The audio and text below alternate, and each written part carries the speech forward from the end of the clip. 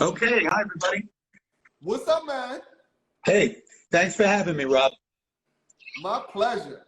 Where'd you get lost?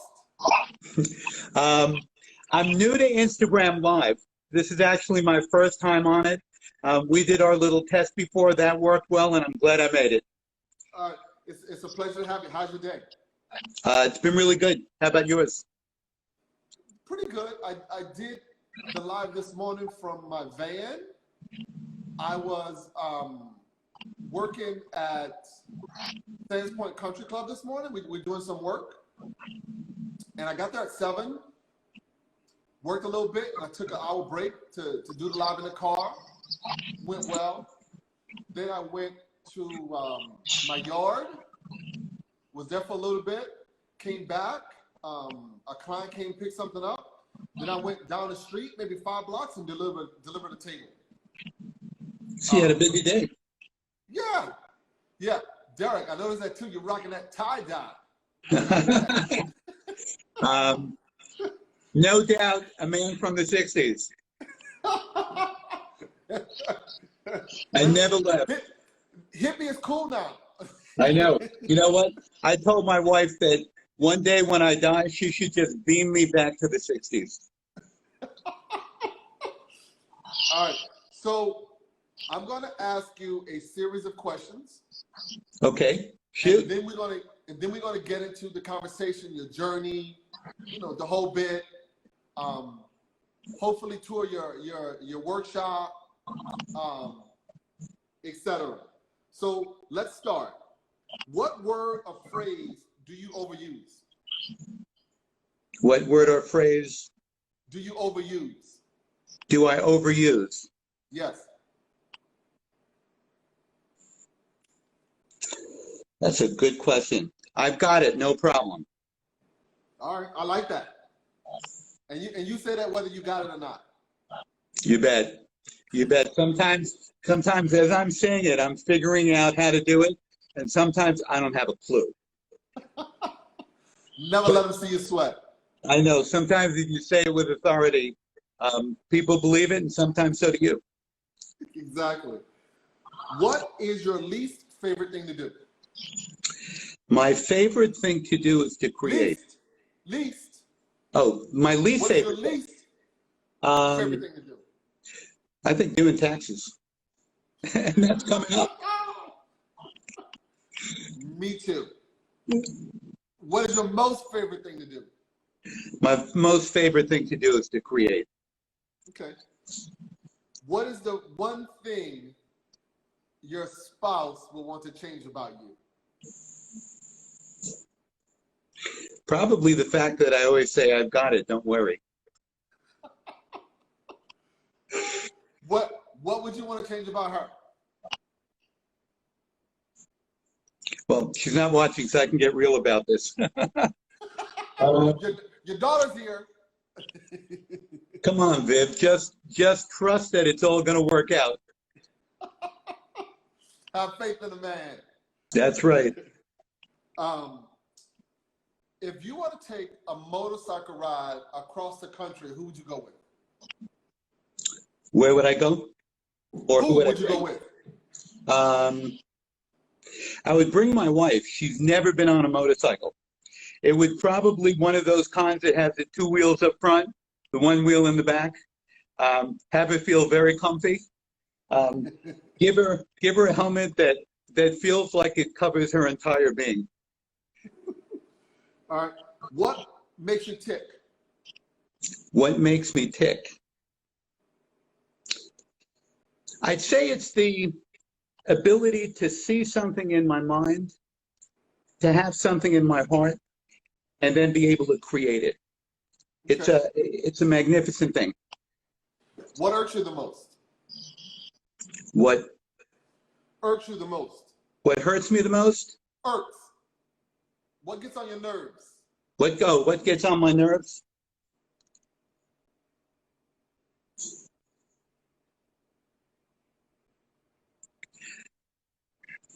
I'll get back to you on that later. Handcuffs or scarves? Handcuffs or scarves? I'm a little hard of hearing from too much loud music in my headphones when I worked at CBS Records. Handcuffs or scarves? Handcuffs and scarves. Or. Either or. Either or. Scarves. All right. What sound makes you happiest? What style makes me happiest? Sound. Sound. What sound makes you happiest? You'd be doing the Garrett Morris Hard of Hearing thing from SNL. Prince. Listening to Prince. What was your first Prince moment? My first Prince moment was seeing Purple Rain. Actually, probably the first was hearing Little Red Corvette on radio. Huh. So are you a Prince fan? Oh, completely. In fact, most of the time when I'm working, I've got a Prince DVD on. But Purple Rain was later. Purple Rain was definitely later. I just wasn't in that groove right at the beginning. But I'm glad I made it there. Yes, you're absolutely right. Yeah. Yep. Oh, no, I'm with you. I'm with you. It's sometimes it's because early on he was a little weird. Yeah. And I'm a Prince fan as well. But you know, Bambi from back in the day. Yeah. So what sound makes you happiest? Did I ask you that? Yes, you did. All right. What sound bothers you the most? Probably really loud rap music. Okay. All right. So I guess it's gonna take you a while for that to come around too. My wife loved it. My wife loves it, and a lot of times she'll say, "Hey, listen to this," and some of it does sound really good. I think part of the problem is that I don't hear lyrics very well, and there's a lot of back and forth talk which I just miss.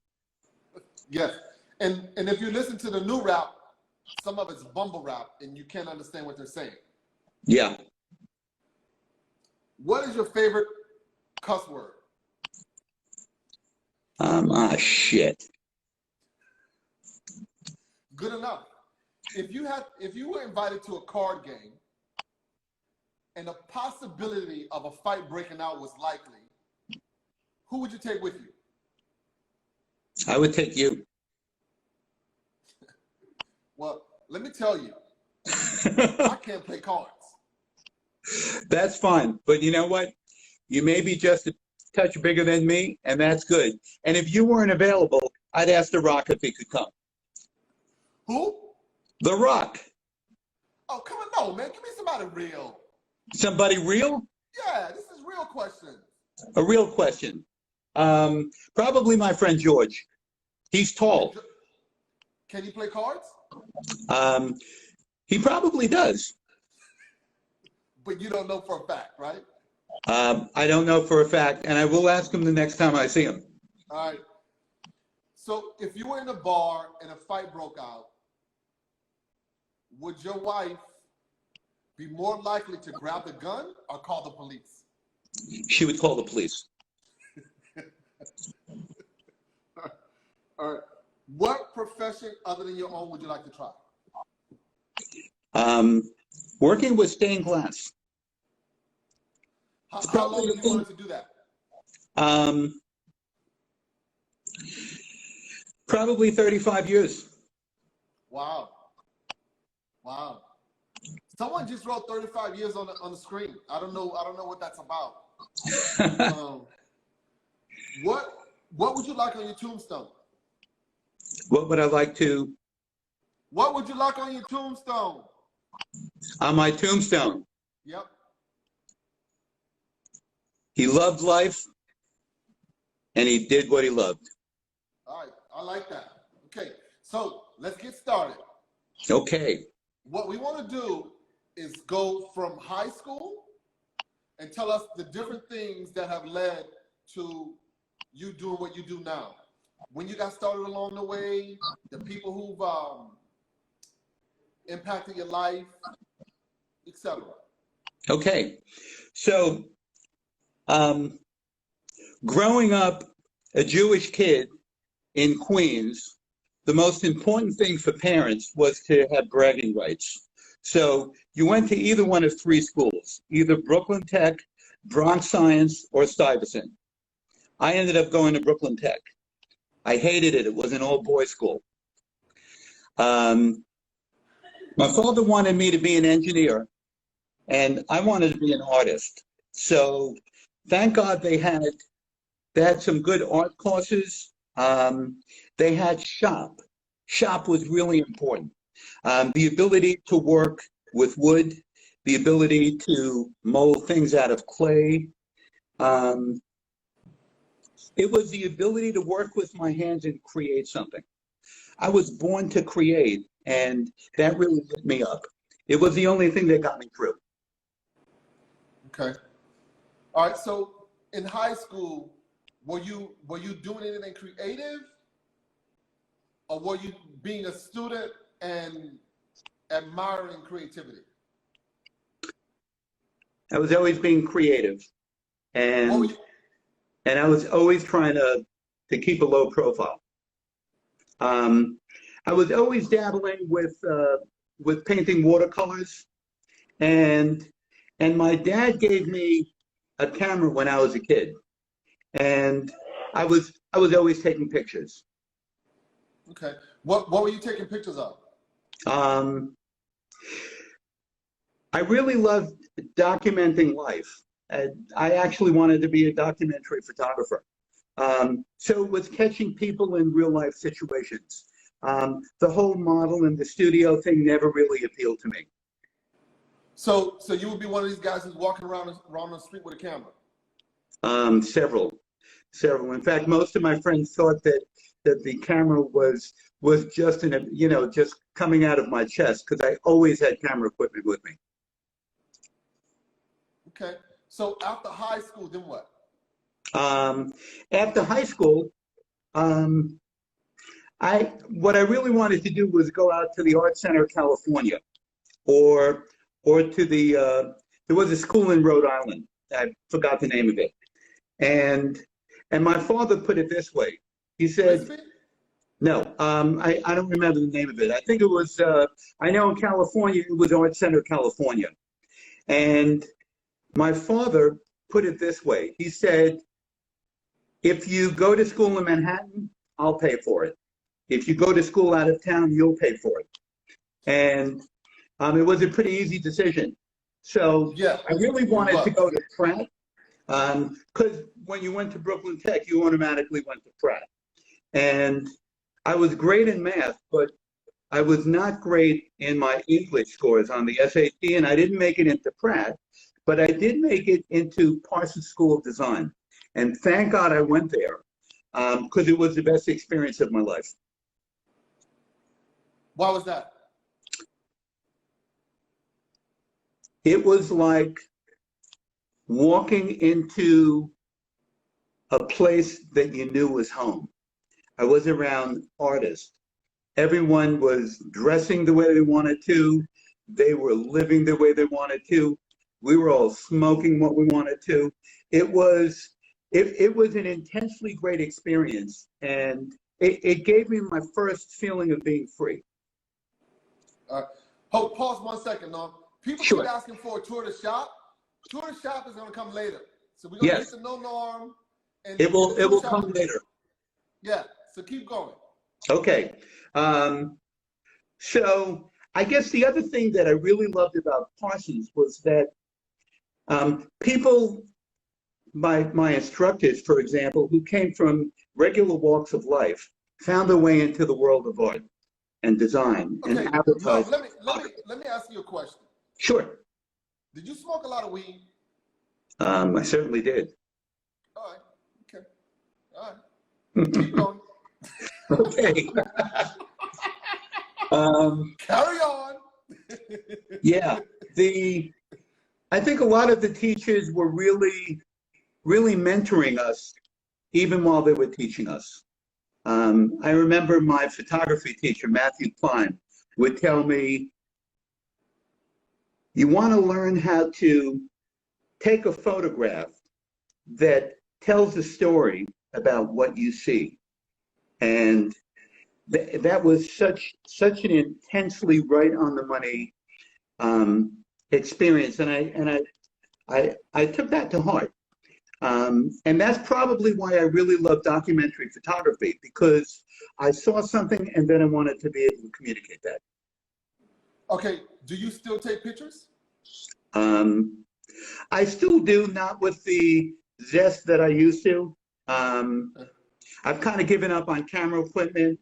My the camera on my phone is great, and I think and I guess the most fun I have in photography these days is taking pictures of my products.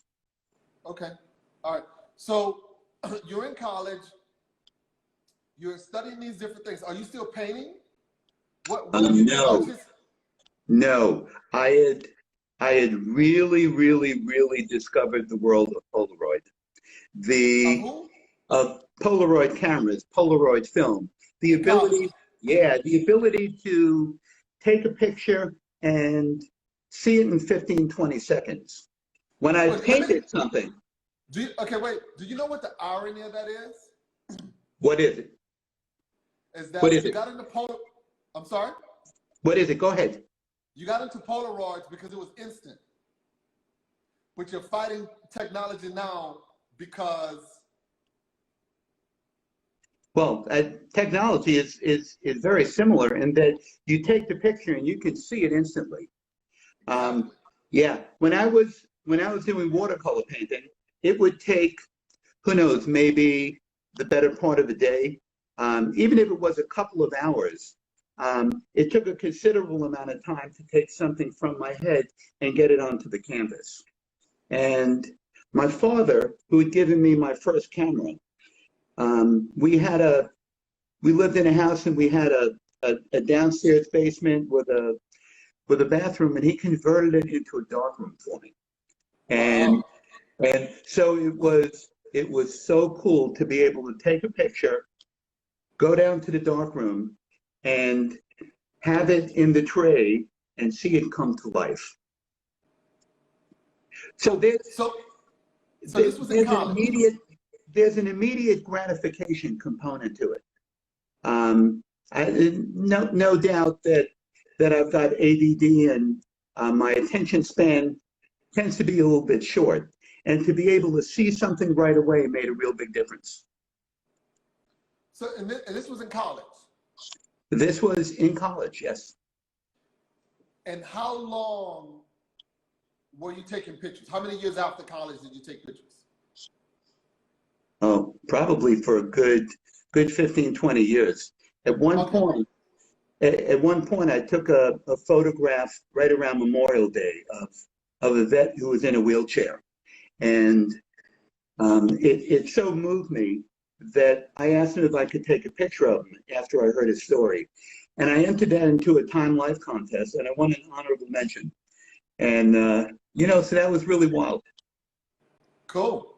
Yeah. Congrats. All right, so after college, then what? After college, so college was interesting. I knew I wanted to be a photographer. Right. But when I went to see the placement officer at Parsons, she said, "Where's your book?" And I had come from a graphic design training, and I said, "I don't have a portfolio. I want to be a photographer." And she said, "If you want to be a photographer, you're going to have to work as someone's assistant, and you may only make $100 a week." And I'm thinking in the back of my head, $100 a week is not going to get me out of the house. And I wanted desperately to get out of the house. So she said, "You've got 6 weeks before I send people on their interviews. Make a book." So the funny thing was that everyone in college put their projects in there. So in a certain way, everybody had the same book. So, and when a prospective employer was looking at your book, it was the same as everyone else. I created everything from scratch, everything new. So when I went on my first interview, I got a job at RCA, and it was the Global Communications Division down in Wall Street. And so 2 weeks before school ended, I had a job. And so it's funny how things work, because my disinterest in creating a book with all the projects that I did, and instead creating something new, fresh, and in that very limited amount of time, really worked to my advantage. Good. I like that. Yeah, cool. Kind of funny how things work out. So what did you do at RCA? So at RCA, I was the head art director, and incidentally, the only artist there. So I had a title, and there was an ad agency that did all of the big work, and I got the work that nobody wanted. And I kind of got to like that. Later on in my youth at CBS Records, I was looking for those projects that nobody else wanted, because it was a chance to really express myself. So at RCA, I worked there for 4 years, and was the sound I hated it. Muffled. Excuse me? Your sound was a little muffled. Okay, something happened to our volume. That's good. That's good. You're good now. We're good. About that. Can you hear me? Yep, I can hear you. Okay, great. So I worked there for about 4 years, and I'd say I probably hated 3 years and 11 months of it. What were there any memorable projects you worked on while you were there? Yes. One of the projects that we worked on every year, now, mind you, we were a global communications company, and I created a calendar for holidays all over the world. So if you were in New York, but let's say in Germany, it was a holiday, you would have no way of knowing it. But if you had my calendar, you did. So on one of my vacations, I went to Europe, and I get on a boat, and I'm talking to this guy from Phillips 76, the oil company, and we're talking about holidays, and he whips out the calendar that I made. Now, this is on the other side of the world, and I said, I made that. And he said, wow, that's amazing. He said, you know what? We were riding the boat on the Rhine River, and he said, I'm going to take you to some of the wineries that I know, and we'll drink to our heart's content. And we did it. It really registers as one of the cool moments of my life. Beautiful. I love it. All right. So after RCA, then what? Okay. So after RCA, now, while I was working at RCA. 1 second. Yes. Jen, did you know this story? I don't think Jen knows that particular story. And Jen is my daughter, by the way. Yeah, she said as such. Yep. She's one of my biggest fans, and she takes care of all of my Instagram work. In fact, she does a lot of my social media stuff, and it's great to be able to do that with her. Good. Okay, so after RCA, then what we do? Okay, so as I was getting increasingly disgruntled with working at RCA, I had started to work on leather stuff, and that took me in a completely different direction. But after RCA, it's funny, I was planning to leave, and RCA had an attrition program where and I was about to open my mouth and say, I'm leaving in 2 weeks. And they gave me a 16-week pay package to leave early. It was like the skies opened up and gave me a big fat check. I was able to buy a car, my 1975 Scirocco, which was my first car, and I was able. Did you pay cash for it, or you paid notes? Excuse me? Your first car, did you pay cash or you put notes? No, I pay cash for it. Like a boss. You know what? One of the only times that I paid cash for a car too. No doubt, man. Yeah. So, so now I was free to do whatever I wanted, and a friend of mine from college, my friend Phyllis Sherowitz, her friend worked at CBS Records, and she said they're looking for someone. Her friend Holly. So I ended up going there for an interview, and I was told to create an advertisement for the band Boston. And so I created this ad for it, went back for the second interview, and Bruce Day, the guy that I interviewed, said, "You've got the job." Now, this is probably a week before Labor Day. So on Tuesday, the day after Labor Day, I walk into CBS Records, and everyone has a big frown on their face. And I thought, whoa, this may not be a good place to work. What happened was Bruce Day was in a car accident and died on Memorial Day weekend. Oh my God. So that was sort of my welcome to the team. And so, you know, I worked at CBS Records, and okay, that thing you created for Boston, what happened to that? Did that ever become anything? No, it was really just an opportunity to see what I would do with the project if they were to hire me. Got it. Okay. All right, so keep going. Okay, so like I was saying before at RCA, at CBS Records, I tended to like working with some of the artists that were unknown. Everyone wanted to work on a Bruce Springsteen project, the Bob Dylan project, Paul Simon. Hold on, man. Hold on. The Boss? The Boss. How long ago was this? This was in the 70s. This was probably around 75, 76. Imagine walking down the halls or being in the elevator and seeing Bruce Springsteen. I was tongue-tied. I didn't even know what. Let me tell you something. I would kiss him in the mouth right now. Corona, no Corona. I would too. The Boss. So, bad dude.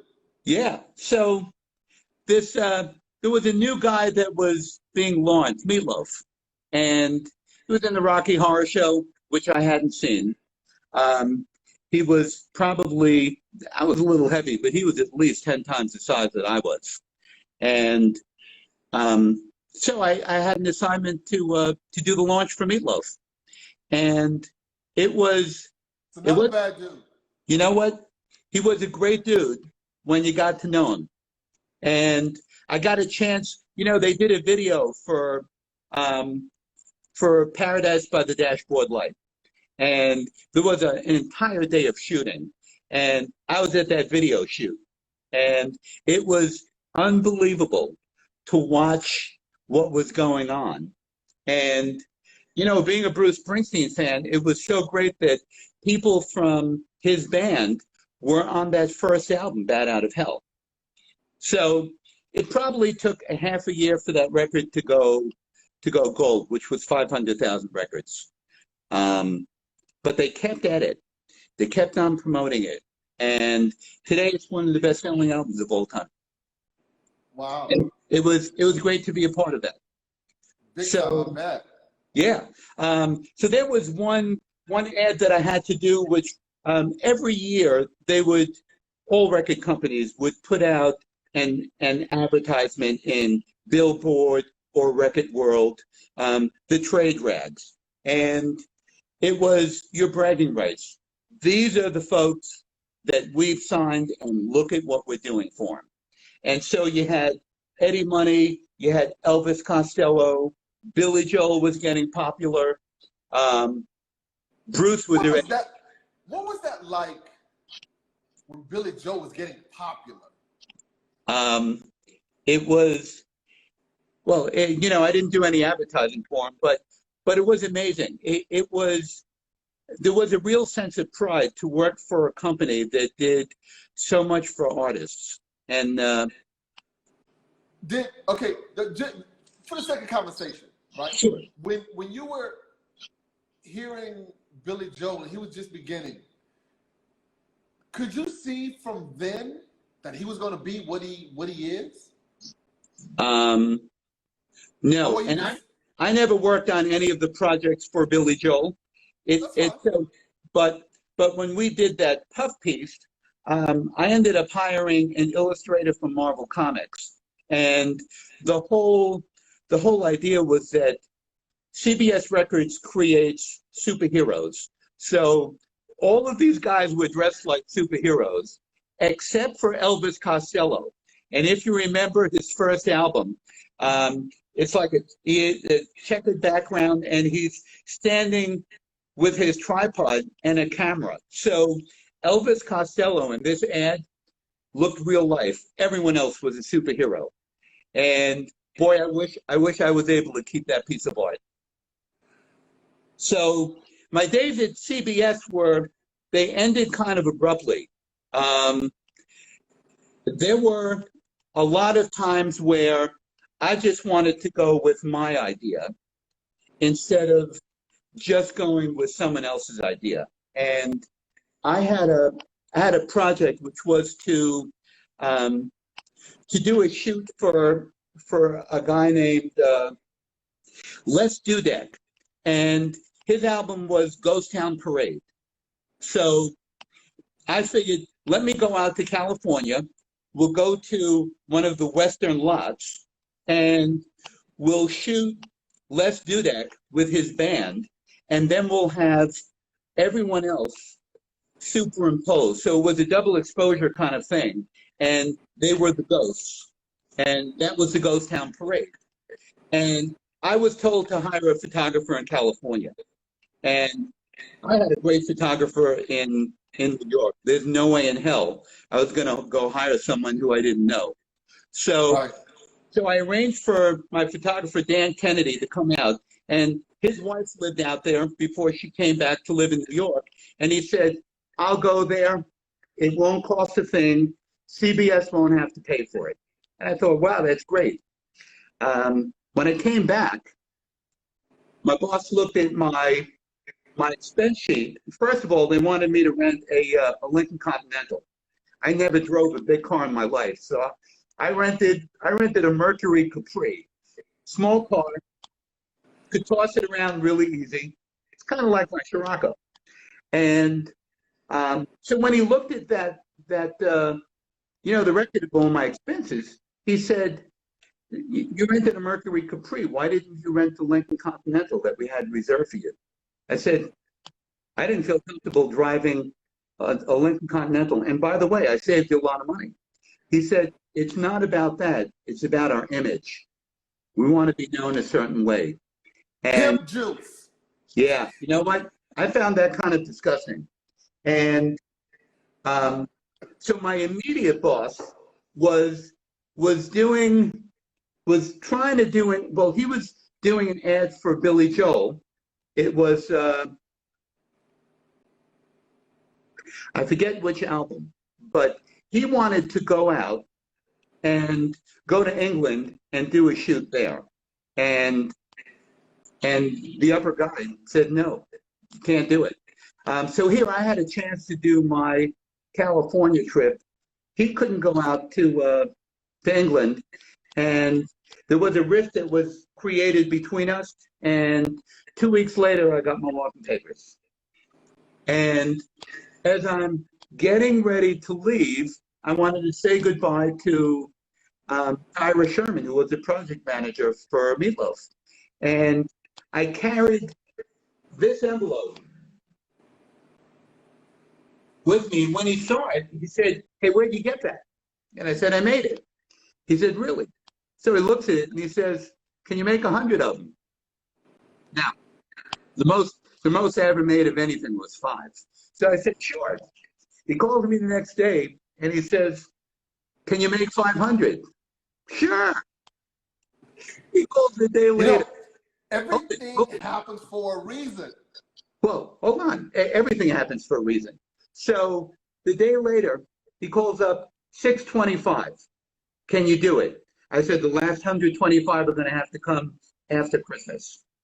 And I called 7 of my best friends, and one of them, his parents owned an art gallery. So I know that Steve would be really good at cutting leather and working with patterns. Another person was really good at gluing. He was working a construction job. Each one of my friends had some talent, some skill, which could relate to what I was doing. And we knocked it out. It was, it probably took about 12 weeks.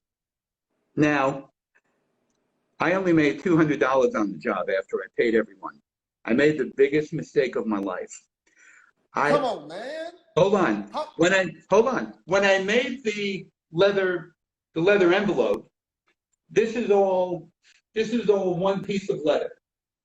Wow. When I used to go to the leather shops in Manhattan, which is now the Soho district, I'd pick and choose the leather hides I wanted. There were no brands. There were the biggest ones. They were beautiful. And I knew I could get X amount of envelopes out of it. But when you buy leather in quantity, you buy in bundles. So I got a better deal, and I got some hides that were not worth shit. You couldn't do anything with them.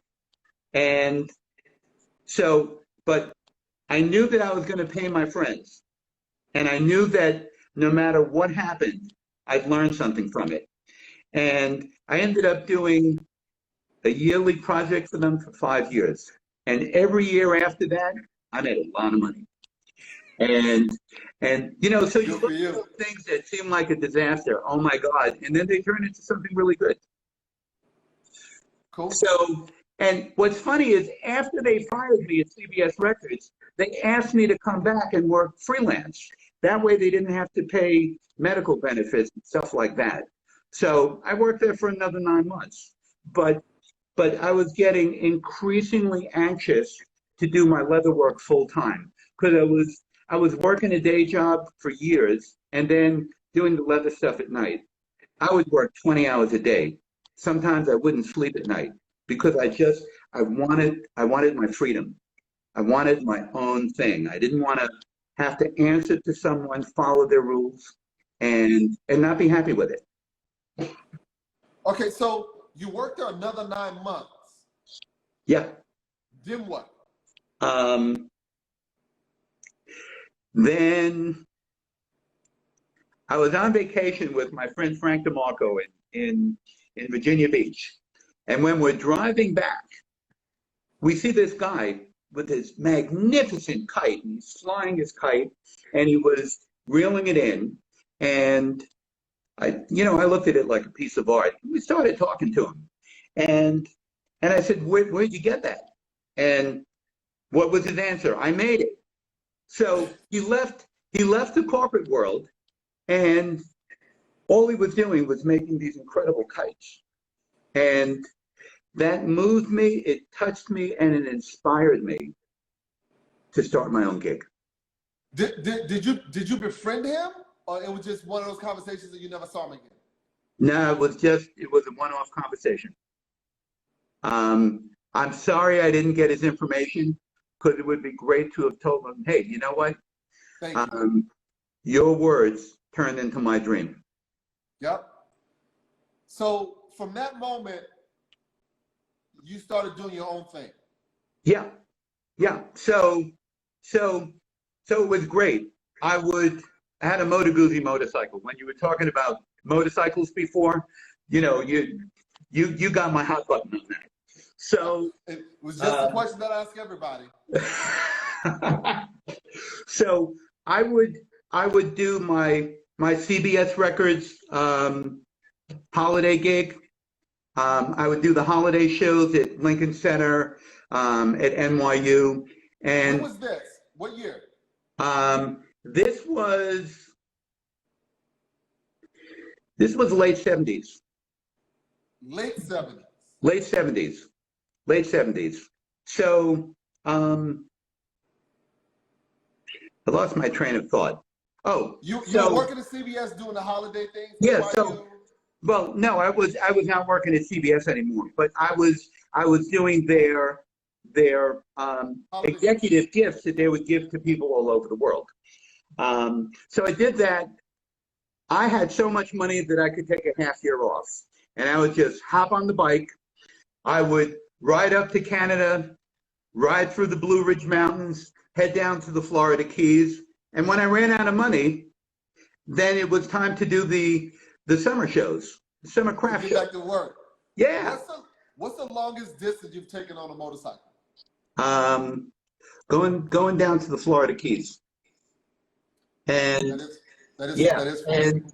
and when I came back, I went down with a bunch of friends and went down to Bike Week. When I came back, my starter went, and I had to run with the bike and hop on, and then Push started.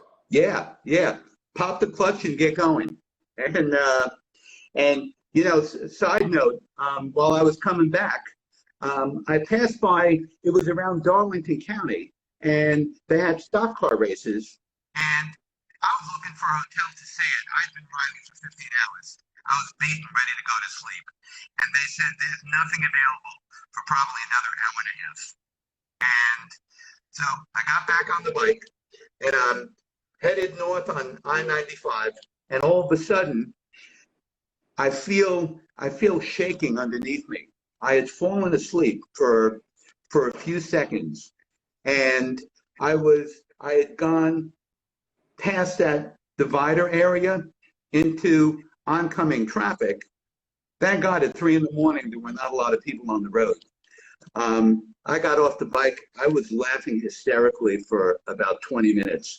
It was the freak out moment of my life, but I realized something important. Your time's not up until your time's up. And yeah.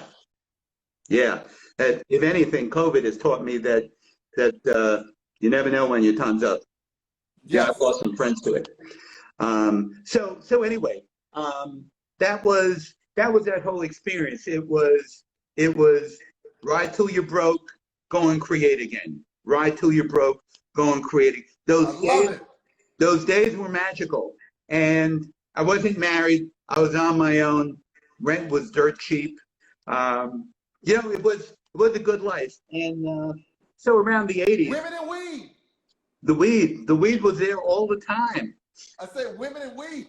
Oh, women. So yeah, I dated a bunch of people. What's funny is in 1984, I married a girl that I knew that we were best friends through our parents.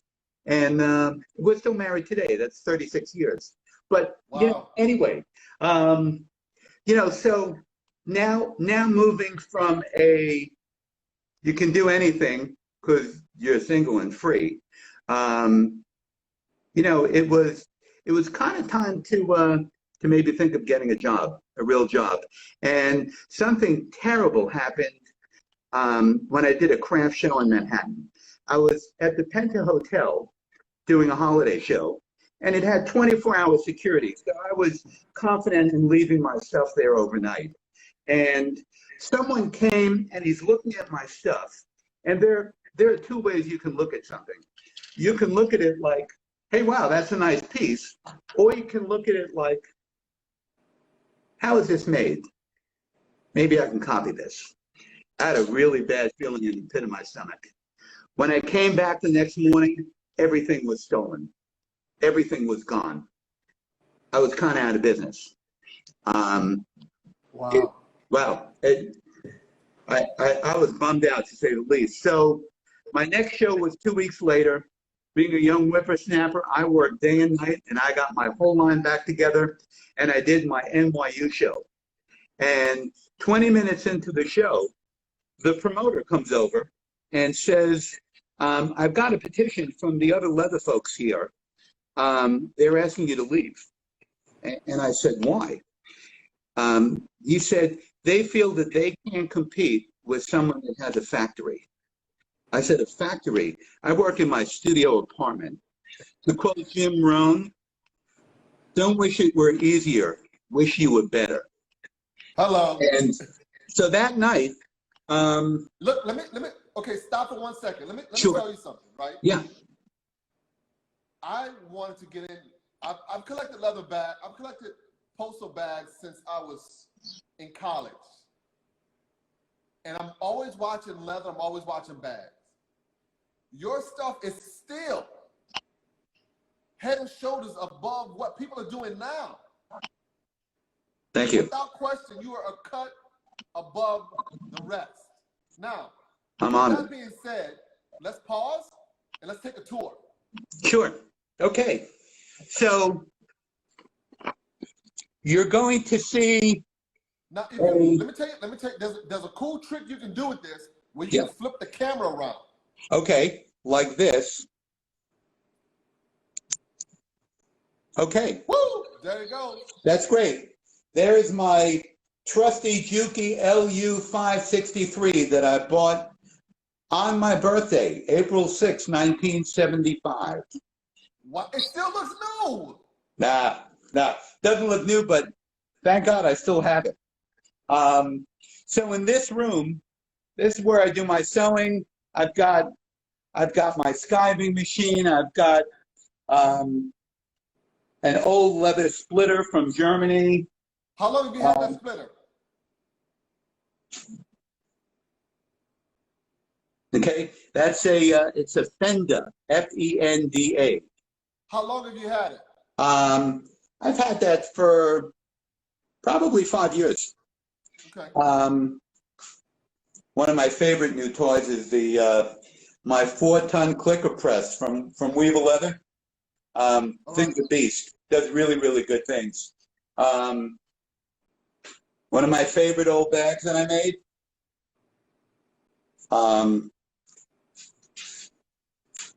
My Dynaco XL25. Great speakers. So, important thing to remember. You've got this. Here's a new machine that I haven't used yet.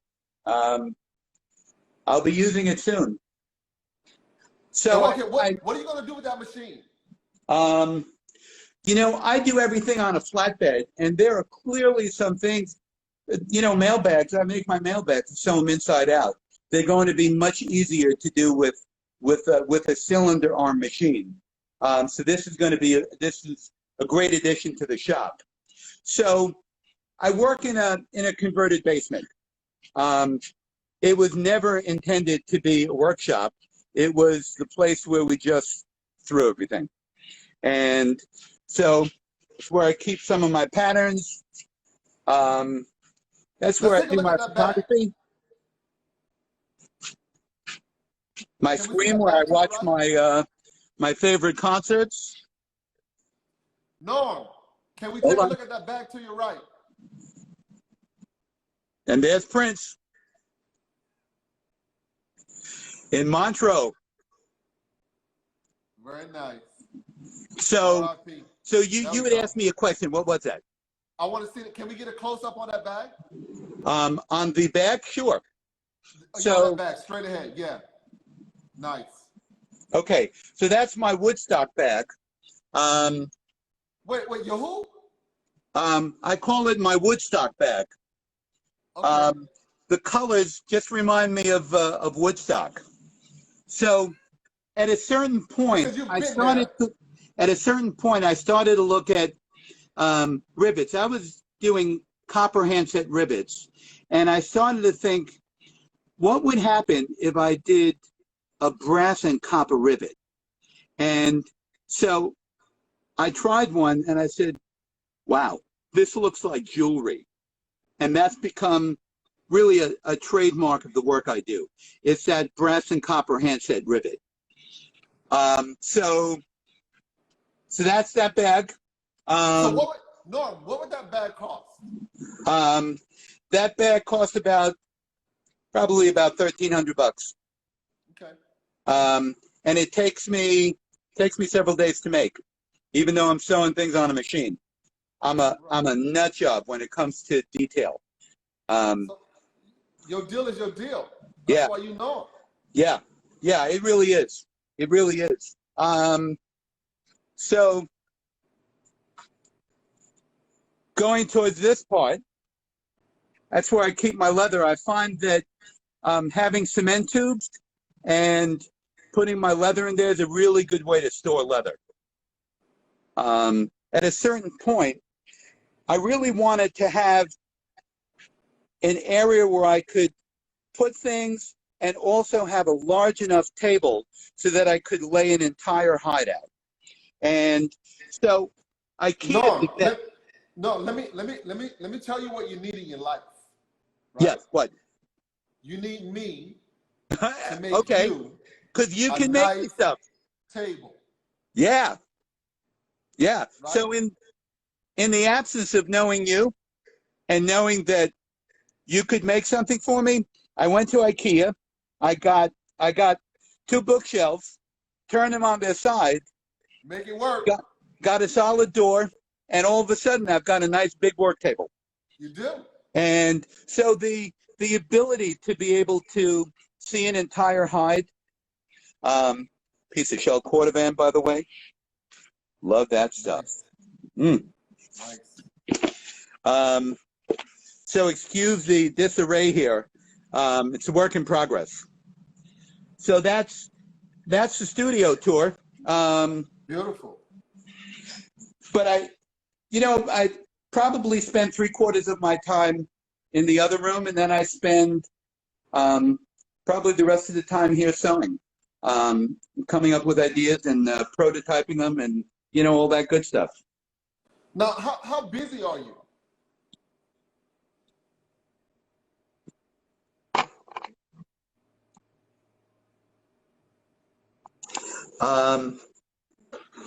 I'm backed up. I'm backed up with bags for months. Wow. Yeah, it's crazy, and part of the reason is I've got really severe sciatica, and during the beginning of the COVID thing, I was not able to get chiropractic care or acupuncture, and I got my first round of cortisone shots in my back, and they were ineffective. And I had gone from working maybe 12 hours a day, sometimes 8 or 10 hours a day, down to working 2 hours a day, and my back is shot. Now I'm getting closer to 4 hours a day, and that's part of the reason why I've got a backlog. And I've got the best clients in the world. They're really patient. They're looking forward to getting their bags, and I've offered them their money back, and they don't want their money. They want the bag.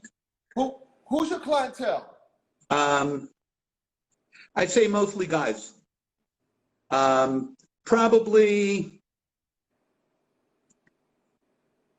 30s, 40s, 50s, 60s. I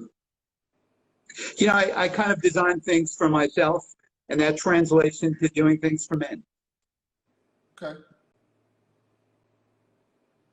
We have a question here. Yeah. Horween is my absolute favorite leather. There's nothing like it. And it's funny, I was planning to see them this summer. And of course, with COVID, that's impossible. How long have you been buying their leather? I've been buying their leather for probably 6, 7 years. Okay. There's nothing like working with the best quality materials and the best tools. It takes the same amount of time to work with crappy leather as it is to work with good leather. There's consciousness in everything that you touch. When you lay your hands on extraordinary leather, you feel it in your fingers and you sense it in your heart. And that's why I'll only use best leathers. I'm with you. I'm with you. I was talking to Annie about this the other day. In woodworking, walnut is a premium wood, and heirloom tomatoes are premium tomatoes. But regular tomatoes take the same amount of effort, and regular wood takes the same amount of effort. But in those two separate things, that's what I choose to get the best yield. Okay, Better Leather Goods is. Do you prefer Dublin? Yes. So I would say that I prefer Dublin. Chrome Excel is a close second. Shell Cordovan is looking to bust a move with everything else and move right up to number one. I've worked with Alligator, and in fact, my mother-in-law lives in Florida. Whenever I go there, I always pass by a particular store in Miami that sells great alligator stuff. They have an alligator farm. They make the food. They've got the hides. They've got it all. But you know, the fact is, there's nothing like going to a place and seeing and feeling what you buy. And that's probably the biggest thing that's missing from the old days, in my experience, in being able to walk into the leather shops in Manhattan and see exactly what they have. To a certain extent, you can do that at Tandy Leather if you're lucky enough to live near Horween or out in. Okay, Norm, we got 35 seconds. Okay. We're going to get off and we're going to come back on. Okay. Sounds good. So you all can, we're going to get right back off and get back on because Instagram cuts you off at an hour. So it's okay. hour intervals. All right. So missed it not work. We're going to get off and get right back on. Okay. All right. Bye. Okay, I'm back. Welcome back. Thanks for your patience. No problem. So we were talking about leather. Your preference in leather and what you do. What? Okay, Better Leather Goods is in Los Angeles. What? In doing this, what has been the biggest challenge for you? Okay, so the biggest challenge is not being able to go to the shops in Manhattan, like I was talking about before, and seeing and feeling what I'm getting.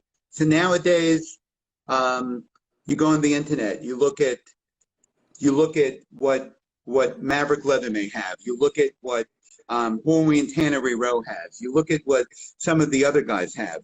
Really, the only place that's close to me is at Tandy Leather, and while I love a lot of their leather, I love Horween Leather more. So where are they? Where's Tandy Leather? Tandy for me is in Lyndhurst, New Jersey. They've got stores all over. They're probably about an hour away, and it's great to see, feel, and touch your stuff. So if the challenge is buying on the internet, sight unseen, it means that you've got to create relationships with your vendors, train them on what you like, they train you on what they have, and at a certain point, I might be dealing with Casey over at Maverick Leather, and I'll look at a hide that he has in stock, and he'll look at it and he'll say, not Norm quality. And that means I won't buy it. And fostering those kind of relationships, creating teamwork with people is probably it's the savior in the fact that I can't go into the shops in Manhattan and buy stuff. And yeah, you can always get samples sent to you, but it's not like being there, seeing it, feeling it, touching it, buying it. So that's the biggest challenge. At what point in your career did you realize this was a real thing that you can do? When I was heavily into photography, and I wanted a camera bag that didn't scream, I've got expensive equipment in here. And I looked around for a shoulder bag and I couldn't find one. So my father always told me, if you can't find it, make it. And I was always handy. And having a graphic design background, I knew how to make models. I knew how to create patterns. So I went to my local Tandy, and this is in 1975. I bought a hide. I bought leather How much tools. was it? Do you remember? No, no idea. And I don't have the receipt on that. I get rid of them after 7 years. So, and I made myself a shoulder bag. And so the vice president at RCA, where I was working at the time, looked at the bag and he said, "Where'd you get it?" And I said, "I made it." And he said, "I want one." So I made him a bag. And when he got it, he said, "I want 7 of these for my friends." 7? So I made 7 bags, hand sewed How much them. did you charge? I don't remember. Whatever it was, I gave them away. Too little. I gave them away. And hand stitching takes a long time, especially when you're teaching yourself. So after making what would end up being the 9th bag, 1 for me, 1 for him, and 7 for his friends, I realized I was onto something. I hated working in RCA. I loved working with leather. Maybe I should be doing that. And it was that moment that was pivotal. Now, it was still a side hustle. You know, it was working corporate during the day, working my dream job at night.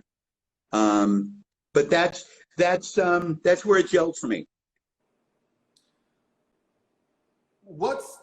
Do you have any of your early bags that you've made, or is that the one that you showed us? I do. Hold on 1 second. Bring them out. Bring them out.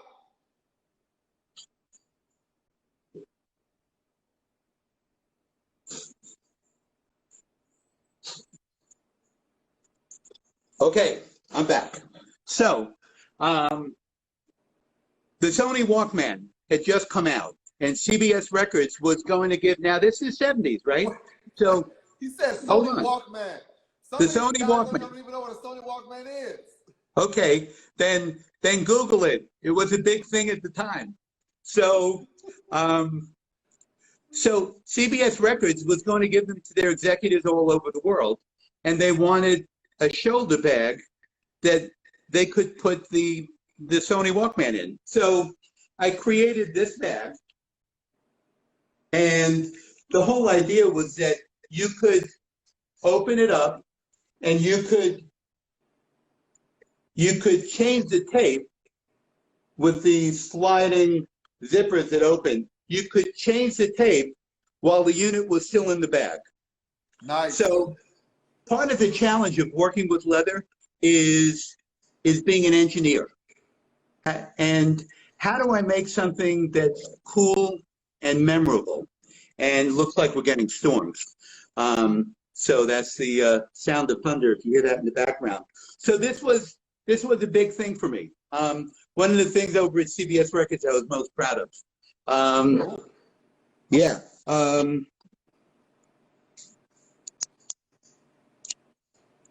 This bag over here, my Weekender. How old is that? That bag, 75, that's 45 years old. It's been all over the world with me. It's been on the back of my bike when I was riding, in a plastic bag, of course, to keep it looking good. But you know, that's it was a lot of fun making that and knowing that I still have it 45 years later. Very nice. So, you know, great challenges in life are making something that never existed before. And probably my most fun part of working with leather is that I get to take something that's flat and I get to breathe life into it, create form and function, and all of a sudden it's no longer that piece of leather. It's a living, breathing companion for whoever's going to own it. And it's quite a good feeling making something like that. Jeff wants to know, have you ever mixed wood with leather? Never. And I've seen some people do it, and I think, wow, that's cool. And my wife's cousin has a wood workshop, and I may someday explore that possibility. All right. Let me know. Yeah. Oh, and you're the man too. So what have you, is there anything that you have not done in this that you want to do? Do you mean in the leather world or Yes, in the in leather the world. leather world?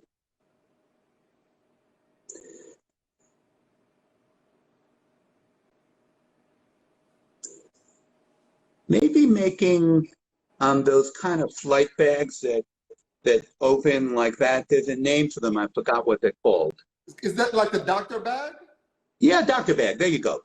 I've got two of them that I got from friends. They're pretty destroyed, and I'd certainly be able to take the frame out of it and make it. So that's, excuse me, that's on the back burner. Someday I'll make it. I have a lot of people asking me for backpacks. I make a bag called the Day Tripper, and I've been playing around with turning that into a convertible backpack. So that's one of the pieces I'll be working on sometime this year. Okay. Where are you in 12 months? Okay, hold on. Let's back it up. Yeah. Fat Dog Trading Company. Did the original Postman mail bag inspire you in your designs? Yes, it did. It certainly did. That's what attracted me to you. Is I collect those, and I saw yours, and I was like, damn. Yeah. You know what? My design sense, I always admired the things that Europeans made. So I do American-made leather goods with a continental flair. And so, you know, my mailbags, they're real popular. I'm very grateful for that. And they're my take on what a mailbag would be. Certainly not the mailbags that the post guys carried, but it's the kind of mailbag that I carry, and thank God that a lot of other people carry. Yeah, it's beautiful work, man. It's amazing. It's an Thanks. amazing bag. Thanks. So, where are you a year from now? What do you want to go? What do you want to do? Is there? Are you missing anything? Is there anywhere you want to be, or are you okay where you are? No, I've wanted to have a shop for the longest time, and I was looking at a shop probably last December, and was thinking about taking it, and it ended up being too large, and they ended up splitting it up for several people, and I missed the opportunity to get it, but then COVID hit, and so maybe it was lucky that it didn't happen. Where do I want to be in this? So a year from now, actually several months from now, I'd like to have some people who've been downsized or they've been let go from their jobs, or they just have a passion to work with leather. I'd like to give them the opportunity to do some of my smaller pieces from their home. It may be a mom that has a little kid and would love to be able to create something, but still be able to take care of their son or daughter. It's an opportunity to give something back. It's also an opportunity to find folks that really love working with leather and they haven't done it for a long time, and maybe it's their chance to get back to it. Yeah, Jeff asked, how about tanning your own leather? That's probably too much. Never. Not interested in doing it. As far as I'm concerned, I don't want to get the dye on my hand. The tannery guys, they do it better than I would ever be able to do it. It's a whole other business. Yeah. There's, between designing and making and photographing and doing the marketing and everything else, my plate is full. So tanning my own leather, no thanks. Right. It's a whole nother thing. Yep. So you want a storefront or just a shop? No, I'd like a shop. You know, where I live now, it's a townhouse, and I can't get insurance. It's residential. It's not commercial. So I can't have someone work here, and God forbid they fall.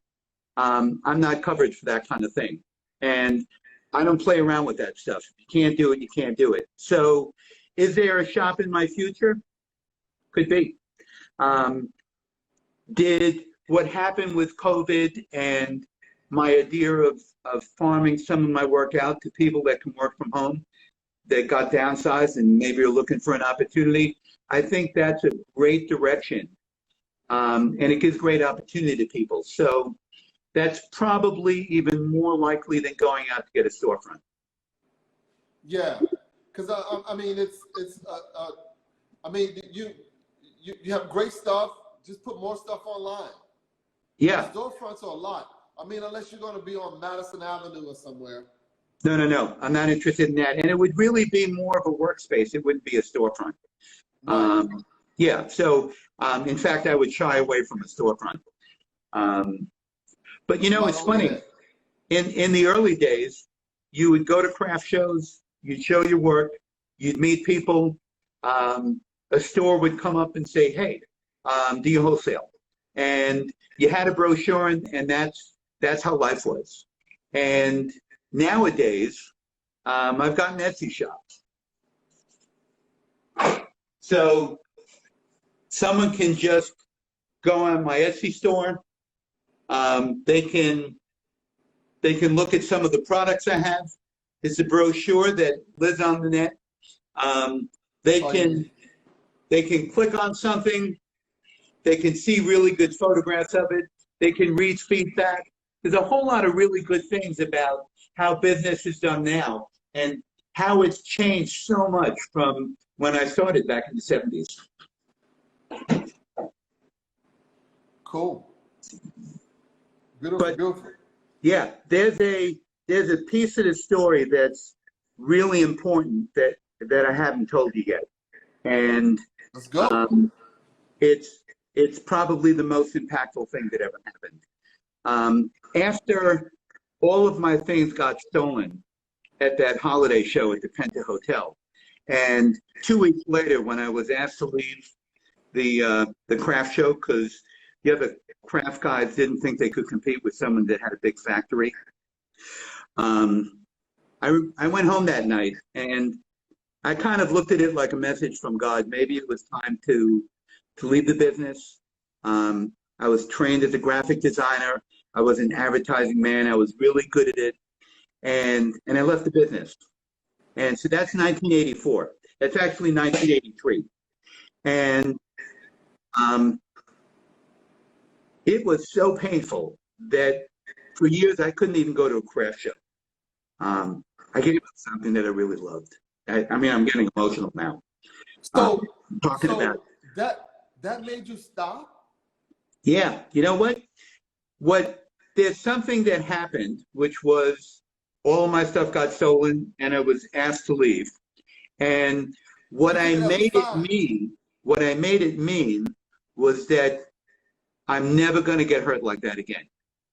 And I think one of the most important things we can do, that really anyone can do, is better yourself through self-development. And I've listened to Tony Robbins, Louise Hayes. Probably the best things I've ever done were taking the Landmark Forum over Landmark Education. And while I was repeating one of their courses, we were doing an exercise where we got a chance to complete the past. And now this is like 29, 30 years later.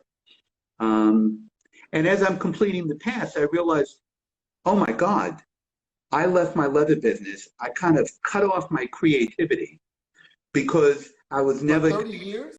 Yeah, for 30 years, I didn't touch it. And so all of a sudden, I got the idea that hey, you know what? I should reinvent myself and start doing leather stuff again. So in 2013, after taking that course, I still had my machine. I tried to give it away. Nobody wanted it. That's why that damn machine looks new. I know, it's not. So 30 years later, I'm wondering if I still got it. You know, and I guess it's like a bicycle. So I told my wife she was thrilled because she had signed on for that craft show, leather making kind of life that we were living in those early days when we dated, and she knew I was always happiest when I was creating. I was born to create.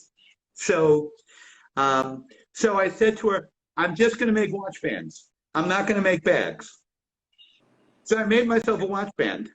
And then we were going on vacation to celebrate our 30th anniversary. So what did I do? I made myself a bag. And when I made that bag, hold on. That's this baby right here. Wow. Imagine making that after 30 years of not doing this. Wow. So I made that bag, and I thought, hey, boy, I am back. And then it was just a matter of looking at the bag styles that I really loved. And quite honestly, when I was looking at companies out there, I came across Frank Clegg. And he was doing work around the same time that I was, and he's still doing work. And he's doing great stuff. And when I looked at that, I got inspired, and I felt like maybe I could do this again. And I was doing garage sales. I was looking for things that I could sell on eBay. And I ran into someone, and I was paying for something, and I was doing it with a wallet I made myself. And the woman said, hey, have you ever heard of Etsy? No.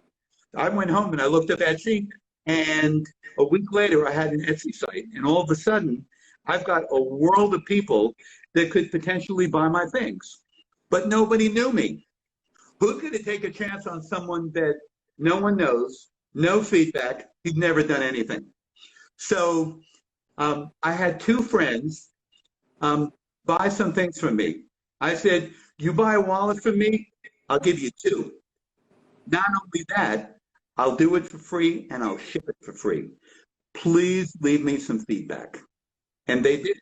And with two feedbacks under my belt, all of a sudden people thought, you know what, we'll give the guy a shot. So my first two customers are my friend Sean Hampton, and I'm thrilled to call these people friends, and Jim Crane. And Jim, now I did the bag for Sean. I sent it to him, and he felt the leather was too thin. And, he said, I know your policy is that you don't take returns, so I guess I'm just going to have to sell this at a loss. And I was devastated. So I said, I'll send you some samples of leather. Tell me what you like. I'll make you another one. And at the same time, I called up Jim Crane. I had no idea they were friends. Well, I didn't call him up. I contacted him and let him know I made a mailbag for someone, and they were not happy with the leather I used. They felt it was too thin. You like thinner leather or thicker leather? And Jim said, I like thicker leather. I sent him samples, and I made him a bag. That was my first mailbag called the Sedona mailbag. And unbeknownst to me, Jim did a video of it, and then sends me a link for it. And I'm blown away. I had never asked for it. I never even knew someone could do that. And, that was a big thing for me. And then he wanted another bag, and that happened to be my Soho mailbag, made of homing double leather. And I say probably 90% of the people that buy my mailbags have seen either of those two videos. It shows you the power. Okay, since 2013, 7 years ago, how many bags have you made? I knew you were going to ask me this. So you got an answer for me? Of course. No, I don't. I'd say maybe, I guess maybe somewhere between 50 and 75. Okay. You know, it's a lot. Yeah. Yeah. It's a lot. Yeah. Yeah. And I want you to know that every time I make one, I learn something new, which blows me away. There's always something new to be learned. And that's probably the best part of what I do. So for 30 years, you were pushing the pin, punching the clock. No, no. I was still on my own. So the Macintosh computer came out, and I thought, oh my God, this is an artist machine. So I bought the first Mac in Queens. I used Mac Paint to make myself typefaces. I was doing advertising stuff for people, so I was able to create headlines with the type I made. I was able to show them comps, which is an example of what your ad would look like, with real type in it. And I created myself a business. Now, the funny thing was that my father-in-law at the time, my future father-in-law, he went with me to Computer Factory, and I told him I want to buy a computer, and we looked at it, and he said, I said I'm going to buy it. He said, how are you going to pay for it? And I was 27 grand in debt at this time, and looked like no way out. So I said, I'll put it on a credit card, and he said, no, you won't. He said, here's what we'll do. I'll buy it for you, and if you make something of yourself, it's free, and if you don't, then you owe me the money. I mean, is this the future father-in-law or what? So I learned how to use it. I didn't go to sleep for 4 days. That machine it had me. It grabbed me by the creative neck, and it got me in there. And then eventually I started to teach ad agencies how to use a Mac. And I really love that. So training was a really good thing.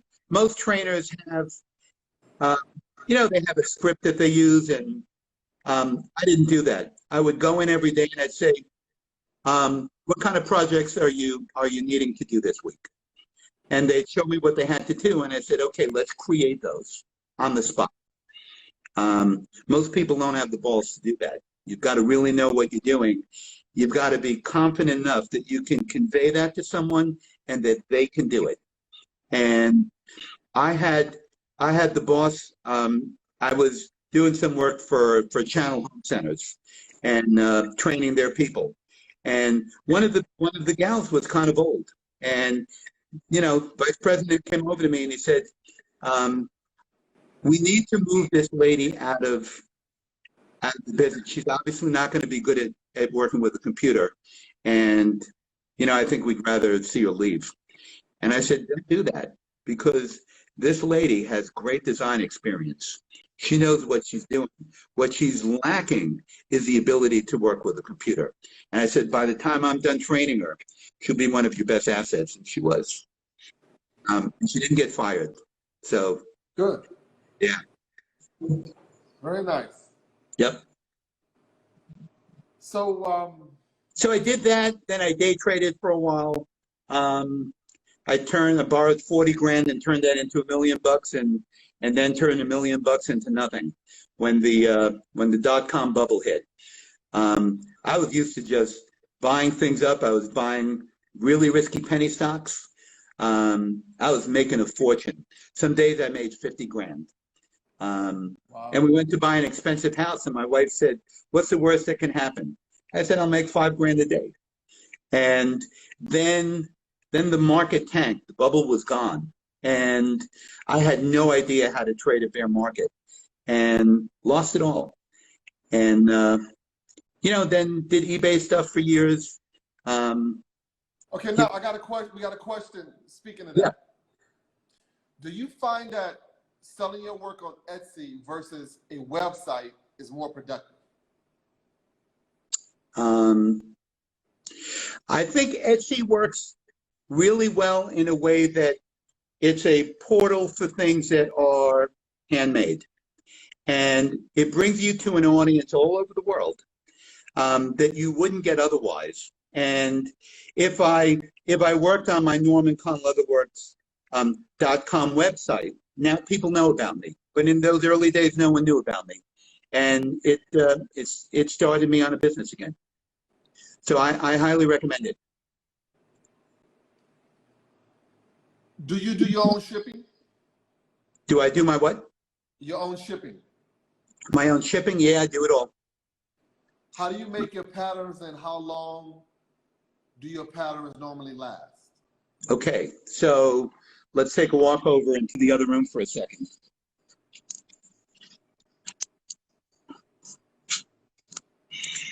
Okay, so in the early days, I would take my hide, and I very quickly realized that putting a pattern on the leather meant that I couldn't see it.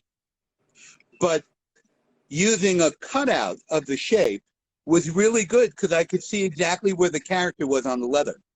And that was a good thing. And so now the digital age is here. And I've got a guy in Pennsylvania, Justin, with Make Supply. And I've created my own patterns digitally on my Mac, and I send them to him, and he creates these patterns for me. So I've got my designs. I've got where everything goes. I know where my line is to put my trim. I know exactly where the pocket goes. I know exactly where the bottom piece of my quick latch goes. I know. So that's a really big thing. That's really changed things for me. And, you know, a lot of people,